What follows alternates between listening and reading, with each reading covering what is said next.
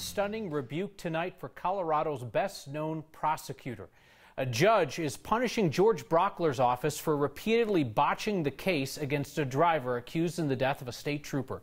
The judge says Brockler's office mishandled this case so badly, the judge is completely throwing out the felony charge against the defendant accused of killing Trooper Cody Donahue. There have been 2 mistrials so far in the case of Nogales Ruiz, both times because of prosecution errors involving witnesses. Today, the judge slammed Brockler's office for quote-unquote haphazard preparation of witnesses. The judge's decision to sanction prosecutors by taking away their felony charge means that the case against the man accused of hitting and killing Trooper Donahue on I-25 south of Castle Rock 3 years ago is now down to just 2 traffic offenses. That is, if a third trial even occurs. Brockler, of course, is best known for prosecuting the Aurora Theater shooter, a case in which he tried and failed to convince a jury to impose the death penalty. Last year, Brockler was the Republican nominee for state attorney general, a race he lost. I reached out to him tonight about the judge's sanction. He did not respond. A spokeswoman sent us a statement saying that Brockler hadn't seen the order and has no comment at this time. Denver Public Schools has cut 150 positions from its central office in order to pay for promises made to teachers in their new contract. District need to free up the money for increased teacher pay. 130 of the cuts are layoffs. 20 positions were open. DPS Superintendent Susana Cordova explained why the cuts happened now. And part of the reason why we use the timeline that we're using is we wanted to make sure that folks had the opportunity to apply for the new jobs that we'll have here in Central, our new structure, and as well as consider applying for positions in schools. DPS teachers recently went on strike for 3 days, forced the district into significant concessions on base pay and a simplified pay structure for classroom teachers. People of Stapleton, how many of you overslept this morning because the A-line didn't wake you up all night with horns a-blasting? Quiet zone started today in Denver. Sorta. They're supposed to apply to the freight trains too, though as our Marshal Zellinger learned, trains like toddlers are difficult to keep quiet. You don't have to do that anymore! Freight trains are no different than the A-line in Denver. Neither have to sound their horns because quiet zones are now in effect. And let me tell you, they make a difference. A-line operators still have to sound their horns in Aurora, and our unscientific method across the street showed a decibel level in the high 80s. Compare that to the no train horn crossings in Denver, where the train actually surprised me because it barely made the decibels change in the mid-60s. It also surprised me to see flaggers at the Steel Street crossing. They've been back at 4 Denver crossings since Sunday. RTD tells me they're there as a precaution. Anytime you see a flagger should not indicate there is a serious concern. So why are they there? Apparently, some of the gates are staying down too long. RTD tells me there is no indication this will impact the federal waiver that allows the A-line to run with quiet zones. So how do train operators know not to sound the horn anymore? According to Denver Transit Partners, the group that runs the A-line for RTD, a one-sheet was created for all operators warning that quiet zones were coming. Then DTP met with all train operators starting 1 week ago and issued an additional bulletin yesterday. Union Pacific tells me freight train operators will get the quiet zone notice in the paperwork they get when they start their shift. I need to apologize to that freight train operator. I just found out that that spot at 13th Avenue just south of Mile High Stadium is not part of the Denver quiet zones. I'm trying to figure out from Union Pacific why it's in Denver. Regardless, I also need to point out, Kyle, just because there's a quiet zone doesn't mean you won't hear train horns. Operators can sound them for safety reasons. A car nearby, maybe a photojournalist shooting video just feet from the track. It was you. It was you. You are the cause of all of RTD's problems and the horns. All right, Marshal Zellinger, thank you. So how do you get 2,000 people to show up to your presidential announcement in Denver if it's supposed to be a surprise? Well, if you're John Hickenlooper's team, you leak to reporters how they can find information on a big celebration at Civic Center Park, and then you deny that Hickenlooper has made a decision. Oh, Hick. So Hickenlooperish. JHFP Inc. is the name of the organization that turned in an application to host a quote-unquote community gathering at Civic Center Park on Thursday night. JHFP. John Hickenlooper for president. Ta-da! So the event requires 60 days advance notice. This application was turned in 8 days before the event. A Parks and Rec spokeswoman tells us they're not doing favors for the former governor and mayor. They said they gave them an exemption on the timeline because the park was available. They said they would have done it for any of us, not just an organization named JHFP. The red flag bill is getting its second hearing at the State House today, and today we heard even more emotional testimony from legislators who support that gun control bill. Legislators like Democratic Representative Rochelle Galindo. She testified about how she grew up in a home beset with domestic violence. She says the fact that she did not have access to a firearm saved her life. It caused me a lot of mental health issues, so much so that I actually attempted suicide at the age of 17. I attempted to overdose on pills. And had I had access to a gun, I would have used it. Thank you, Mr. Chair. The red flag bill, as written, would allow a judge to order that guns be removed from the home of someone that the judge considers a risk or a threat. Under this version of the bill, the person whose guns are seized would have to prove that he or she is not a risk in order to get those guns back. Opponents say the burden of proof is in the wrong place and that it's an infringement on Second Amendment rights. The bill is still under consideration at the House tonight. Governor Jared Polis is flashing a shiny new badge, and Coloradans seem to have one question. Why does the governor get a badge? Polis showed it off on Twitter last night. We checked, and apparently this is a long-standing tradition for the State Patrol to present the governor with a personalized badge. It's a recognition of the fact that he's the commander-in-chief of CSP, and he also is commander-in-chief of the State National Guard. No, Polis cannot use that badge to pull you over or to stop me and Marshall from asking pesky questions. Remember how our buddy Steve Steger busted his elbow scoring a goal in a hockey game recently? In case you forgot about this traumatic incident for all of Colorado, here is exclusive footage of the incident with the voice of the Avalanche, Connor McGahey. Steve Steger snaps the sophomore slump but puts it home into a wide-open net. He's slow to get up, though. Steve's tiny tumble turned into a relatively massive medical bill. Sorting through it, our resident medical bills expert Chris Vanderveen thought that there might be lessons in there for all of us. I went into the ER, freestanding ER, which I know you've warned against, and they reset my arm and I get a bill that totals $14,000. You did what people do every day. There's nothing to be ashamed about. You made a decision that people make every single day in the state. You went to an emergency room. You were in pain. You needed assistance. My arm is hanging out of its socket. I imagine that hurt. It did. And so you did what a rational human being would do. You went to look for care. Right? Yet I feel like I did something wrong.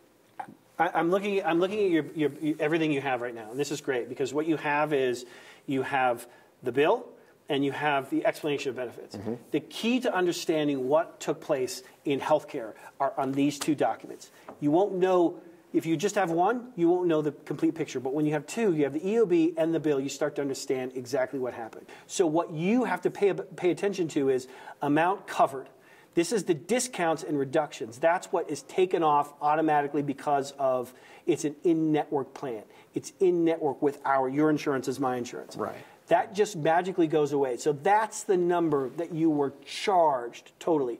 $9,300, $9,354.62. What you paid is that number right there, $3,000.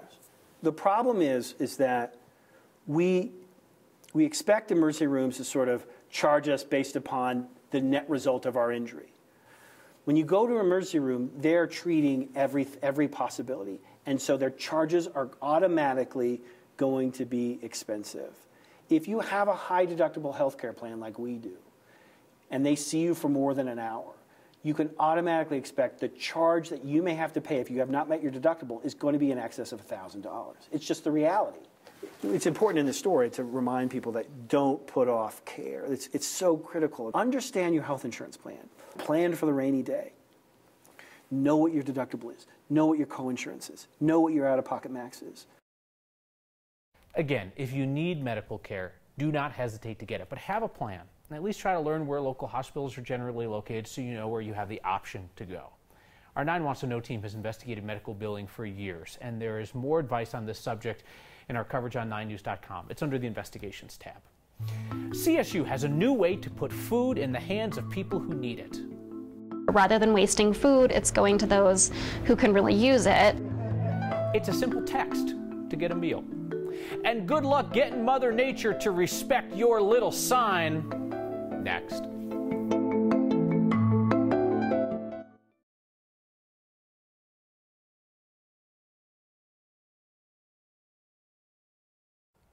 You made it. The weekend is here, and so is that next storm. Right now, we're watching one wave moving into Colorado. The second stronger wave just pushing into California, bringing them some fairly heavy snow. Across the eastern plains, we do have a bit of snow starting to pile up, and then, of course, up in the Front Range Mountains and foothills, it has been coming down all afternoon and evening. Here around the metro area, wouldn't be surprised if we do see a few isolated rain or snow showers, but as we head toward the overnight period, things should quiet down, only to increase tomorrow afternoon. Temperatures tonight will fall into the teens here in eastern Colorado. And then look at this, the snowfall just kind of increasing late tonight up there, right there against our border in through Wyoming and parts of Nebraska too.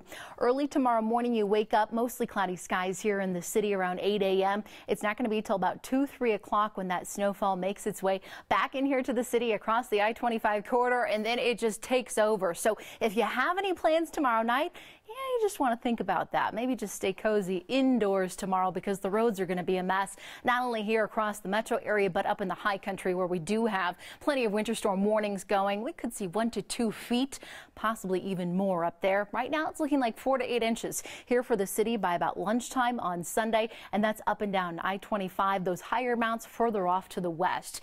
Daytime highs in the 20s and low 30s tomorrow. Will be in the teens on Sunday and then bounce back slowly but surely, Kyle, by the end of next week. And the 50s will be here. Plenty of sunshine. It'll be glorious. Bouncing back slowly but surely is what I specialize in. Yes. All right. Thank you, Danielle. You heard our friend there. It's going to snow this weekend. You can handle this. It's the other people that we need to be worried about. You know, the people who like to get their exercise by getting exercise over relatively small amounts of snow. Hey, speaking of getting our exercise, we're kicking off a new challenge tonight. Calling all next neighbors. It's a way to tap into the power of this awesome audience and get some things done in our community. Your first challenge is very simple. Once you shovel out your place this weekend, shovel out a neighbor. If just half the people watching tonight did that, can you imagine what a huge impact that would make for a bunch of Coloradans? So, calling all next neighbors, that is your challenge for this weekend. It's a sign that snowstorms cannot read. That's what David France told us when he spotted this sign. No snow here. Yeah, no, the snow's going to go where it's going to go. David saw this sign along Bellevue in the Denver Tech Center. If you see a sign that makes you laugh, please do share it with the rest of the state. We'll do the heavy lifting. You just email it to us at next@9news.com. If you think you're happy that the A-line's horns turned silent today, talk to a guy like our own Chris Vanderveen. He lives along that line. And apparently, Chris has a bit of a thing for Ken Burns documentaries. March 1st, 2019, Camp Denver, Colorado. Dearest RTD, the indications are quite strong a turn has come in this fight. I fear the memories of the blissful moments I spent with you prior to the infiltration along the so-called A-line have faded. But I am convinced victory nears, for the call of the wicked roars. Less and less, providing my troops a well-earned moment of respite, enough silence to hear the cheers of victory in the nearby camps of Park Hill and Stapleton. But oh, RTD, I fear my mind may never rid itself of the reverberations of your siren song, always, always, and forevermore. But do not mourn my hearing dead, for one day it, much like my love for you, shall return. Yes, I must admit that return could be delayed by 15 minutes, or a half hour, or a few hours, and maybe it'll come by bus and not train because of unexpected maintenance issues. But it shall return, and if there be a soft breeze upon your cheek, it shall be my breath because I will no longer hold it, wondering, waiting, if my precious silence shall remain eternal.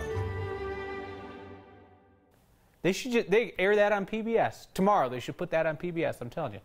Hundreds of people who sometimes miss a meal are getting help from CSU. It's a new program filling stomachs with catered leftovers that would otherwise fill up the trash. And it would not be a Friday on this program without your good news getting the last word. That's next.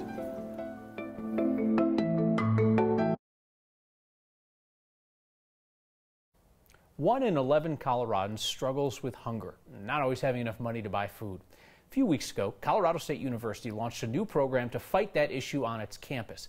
It's an alert system that allows people to take home food that would otherwise get thrown away. Food insecurity means you're not certain at all times where your next meal may be coming from. Our student government did a survey last year that indicated that 1 out of every 5 students at CSU has experienced food insecurity. I think about how much Americans throw away in terms of food that we order at restaurants or we purchase at the grocery store or we have at events like this. Who's played Geeks Who Drink Trivia before? The RAM Food Recovery Program is intended to take food that is left over from catered events and donate it to people in our campus community who are experiencing food insecurities. So this is a service that students can sign up for in advance to get a text alert at the end of the meal. And we've made the commitment that anytime an event has food left over, we will indicate in the text message that goes out what's available. I've seen at catering events where there'll be full watermelons and full trays of beef patties and buns. People are encouraged to bring a clean container with them and can take as much food as they're able to take with them.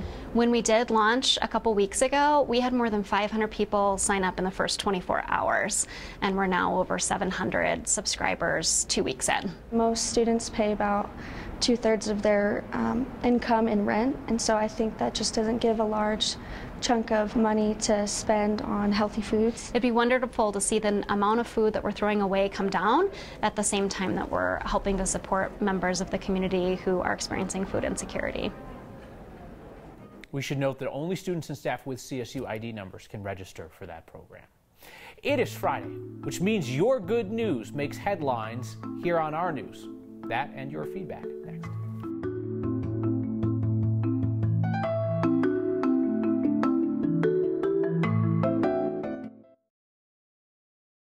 First Friday of the month means First Friday Art Walks here in Denver, also in Old Town Arvada. That's where we sent photojournalist Travis Ketchatorian in search of your good news.